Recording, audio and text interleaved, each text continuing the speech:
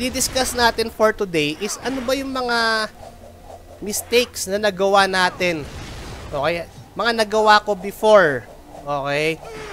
At mga nakita kong mga mistakes along the way para maiwasan na lalo nung mga nag-uumpisa pa lang maglaro ng MU. Okay? Or gawin na ng mga nasa early game pa lang. Not like me na nasa late game na mayroon yung ibang time na nagsisisi ako dahil hindi ko ginawa yon or some other reasons at all bakit di ko ginawa yon. So, ayun. Umpisa tayo guys. Ano ba? Mistake number 1. Para sa akin guys FYI lang ulit. Okay? These are based on my opinion. Hindi ko sinasabing tama lahat tong sinasabi ko. Okay? So, first of all, okay? Sa early game before, okay? Lahat ng set, dinaanan ko yan. T7, T8, T9, T10, yung mga yan. Dinaanan ko yan. At ang mali ko dun, full option lahat yon. Okay? Binibili ko yon, okay? Binibili ko yon sa TH. Binibili ko yung sa TH para lang ma-full option ko. Okay? So, sa mga early game dyan, guys, hindi nyo kailangan i-full option ang T7, 8, 9, 10, yung mga yan. Hindi nyo kailangan i-full option yung mga yan. DD, DSR lang, okay na yon. O kaya basta DD, Reflect, yung mga yan, okay na yon. Bakit? Dahil ang bilis lang magpa-level up, guys. Yung 50 levels apart, yung gap na yan, is ang bilis lang. Ang bilis lang magpa-level up. Okay? Ang bilis na magpa-level up. So, hindi nyo kailangan i-full option yung mga T7, 8, 9, 10 yung mga ganyan nyo. Unless talagang gusto ninyo or what, talagang bahala na kayo doon. Pero para sa akin guys, hindi siya worth it na i-full option. Okay? So, ganun siya. Yun yung unang pagkakamali ko before. Okay? Which is malaki yung gastos. Dahil dati along the way guys, mahal pa yung mga T8, T9, T10 yung mga set na yan kapag nasa early game pa kayo. Hindi nyo kailangan pagsayangan ng MC yun. Okay, so yun yung una. Pangalawa, yung weapon guys, hindi nyo rin kailangan ng full option yan. Armor tsaka weapon, hindi nyo kailangan ng full option yan. Siguro, katulad sa akin guys, nagpo-full option na lang ako dito sa T14. Okay, dito sa T14 na lang ako nagpo-full option ng weapon. Kung mapapansin nyo itong weapon natin guys, ayan. Talagang pinapatungan ko na siya. Ayan. Ito guys, papatungan. Hindi ko na, may papatong na tayo dyan. Ito. Ayan. Papatong na natin to. Nag-ipon lang ako ng stone. So, ayun. Yun yung unang mistake na nakita ko na ginawa ko before na nasayang yung MC ko. Next, pangalawa. Pangalawa guys, okay. Yung Diaz. Yung Diaz, guys. Okay. Yung Diaz. Saan-saan ko ginagamit yung Diaz before? Yung libreng Diaz, guys. Okay. Wag nyo saan-saan gamitin. Pero ang pinakamagandang dyan, investment dyan sa Diaz is yung sa Mastery at saka sa VIP. Okay, Mastery and VIP. Pinamp ko dati yung VIP ko hanggang VIP 7 para makapag-farm, makapagbenta ng MC before. Okay, which is kaya nakapag-top up tayo ng malaki. Okay, so ganun yung ginawa ko dati. And then after nun, hinayaan ko na yung VIP, which is mistake number 3 ko. Okay? Okay, so mistake number 1 is yung sa full option ng mga low tier na equipments. Pangalawang mistake ko yung kung saan-saan ko ginamit yung DS ko before. Okay? Suggestion ko sa inyo, gamitin nyo na lang sa VIP or sa Unli Switch ng Mastery ninyo. Diyan. Okay? So, mistake number 3, which is moving forward tayo sa VIP. Okay?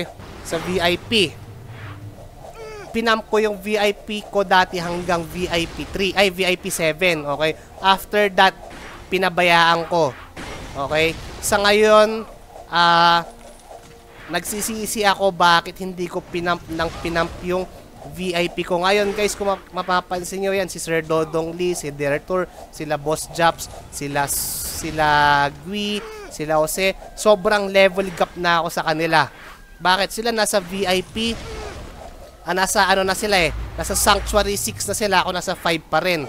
Which is sinasabi ko sa inyo before, malaki ang tulong pag naka-advance kayo sa VIP ninyo.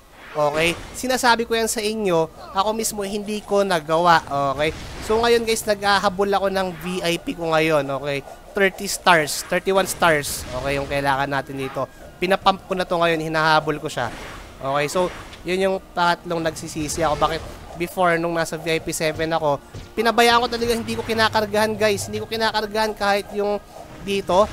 Ito hindi ko kinakargahan before. Okay? Kahit ito, hindi ko talaga linalagyan. So, yun yung pagkakamali ko dati. Okay, which is malaking tulong rin. Malaking tulong din. Ayan. So, yun. Okay, so yun yung pangatlo. Yung sa Diaz, kung saan ko ginamit before yung Diaz ko. Okay. Next, guys.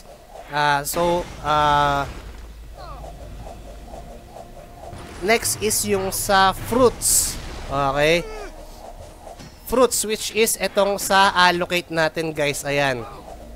Okay. Pinabayaan ko rin to dati. Pinabayaan ko rin dati. And isa pa dun, guys, nung nasa low level ako, kung mapapansin nyo to, may strength plus 23. Bakit ako may ganyan? Okay. Dati, atat na atat akong gamitin. Kunyari, yung from T9 going to T10 na weapon, kailangan ko ng ganito na strength, kulang ako. Sabi ko, maglagay na nga lang ako ng strength fruit. Wag yung gagawin yun. Okay? Wag yung gagawin yun. Kung pwedeng ilagay nyo sa Agilat or kung saan mas necessary nyo ilagay, doon nyo ilagay. Doon nyo ilagay. Okay? So, ganon siya. Okay? And, kung kaya yung early game, kung kaya nyo bilhin kaagad, itong Jewel of Creation, ibilihin nyo na kaagad. Kasi kung pagsasama-samahin nyo yan, guys, total allocation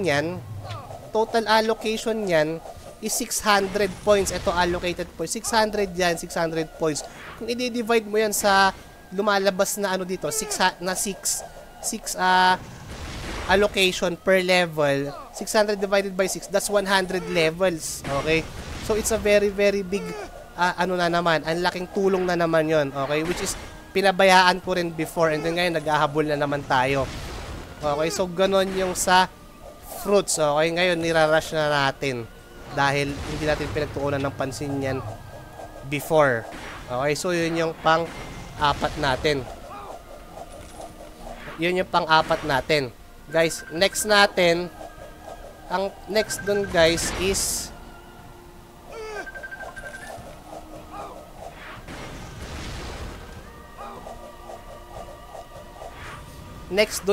is yung sa fluorites. Okay?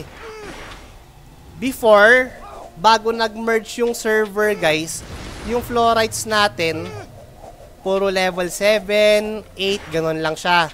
Okay? Masaya na ako dun dati. Bago nag-merge, okay? Level 7, 8. And yung mga fluorite noon is, for example, yung ice, mabibili mo pa yung dati ng half a price Okay, ice, fire, wind, mga ganyan. Dahil hindi pinagtutuunan ng pansin yan before, yung fluorite. Napakamura lang nun, okay? And then, nung time na nag-merge, okay, which is pinagsisihan ko na naman, pagtingin ko sa cross-server, guys, yung mga kalaban namin sa cross-server, I mean, yung mga players sa cross-server, karamihan, max na yung fluorite nila. Okay, max na yung fluorite nila. Okay, max na yung, which is ang laking naging gap na naman sa akin. Okay, ang laking naging gap sa akin dun sa cross-server. Ngayon, naghabol na naman tayo. Pero, nung naghahabol tayo, tumaas na lahat ng presyo ng fluorite. Okay, which is sana, nung hindi pa nag-merge yung server, bumili na ako ng fluorite para na-i-max ko na rin itong mga to habang mura pa. Ngayon, napag-gastos tayo ng mas malaki dahil nga hindi natin pinagtuunan ng pansin yung fluorite before. So, yun yung isa pa na mistake ko na pinabayaan ko before at hindi ko pinagtuunan ng pansin. Okay, so mas napagastos tayo ngayon dahil nag-double yung price ng most likely lahat ng fluorite, mga ganyan. So, ganun siya, okay? Kung kaya nyong kumpletuhin na yung fluorite niyo habang mura pa, lagi kong sinasabi sa inyo yan, kumpletuhin nyo na. Same goes with the elements. Okay? Yung mga element ninyo. Ako hindi ko na ma-upgrade, guys. Dati, ang mythic na element dito, guys, death element, mabibenta ng 500k lang. Ganyan. 500, minsan sobrang baba pa. Mythic na yun, guys, ha. Even yung sa rage na mythic, ang mura lang dati. Okay, nung tumagal, guys, 1.5M na ngayon dito sa amin. 1M, mga ganyan. Pahirapan pa bumili ng 800k. Mga ganon. So, early game, guys, kung may mythic, guys, italon nyo na kaagad ng mythic yung ano ninyo. Habang mura pa. Yung mga element ninyo, lalong-lalo na yung def ninyo. Para lang rin, anong tawag dito, makauna na kayo sa Kalima. Kasi hanggang ngayon, guys, hanggang level 8 pa lang ako sa Kalima. Okay, hindi ko magawa yung Archangel na sword na +2 dahil level 8 pa lang ako. So, ayun, guys, yung mga nakikita kong mga pagkakamali ko before na ginagawa ko, kaya anong tawag dito,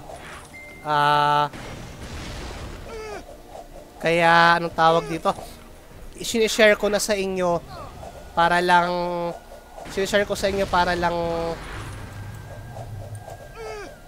hindi nyo na gawin kapag naglaro kayo, yung mga bagong naglalaro dyan.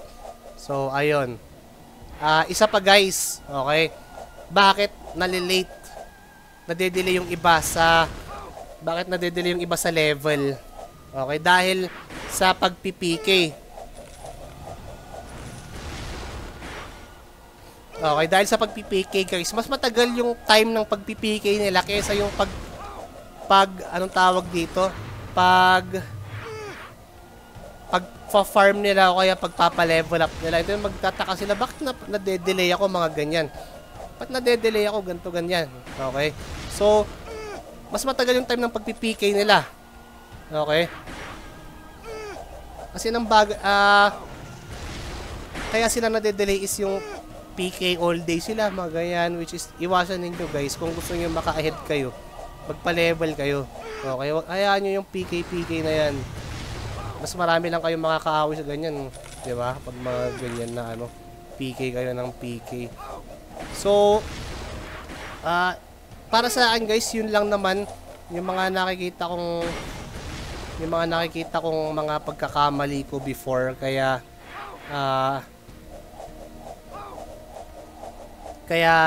sinishare ko na sa inyo para maiwasan nyo na. Okay, para alam nyo na rin lalo sa mga bagong naglalaro dyan. And so, ayun lang, guys. That's FYI lang ulit. That's for my own opinion. Okay. Disclaimer lang. Kasi baka may mga mag-bash na naman dyan na mali-mali ka, mga ganyan. Hindi ko naman sinasabing perfect ako, guys, So, ayun, sinishare ko lang rin para sa mga bagong maglalaro dyan. Maraming salamat, guys. So, yun lang para sa mga na-experience ko na pagkakamali ko before.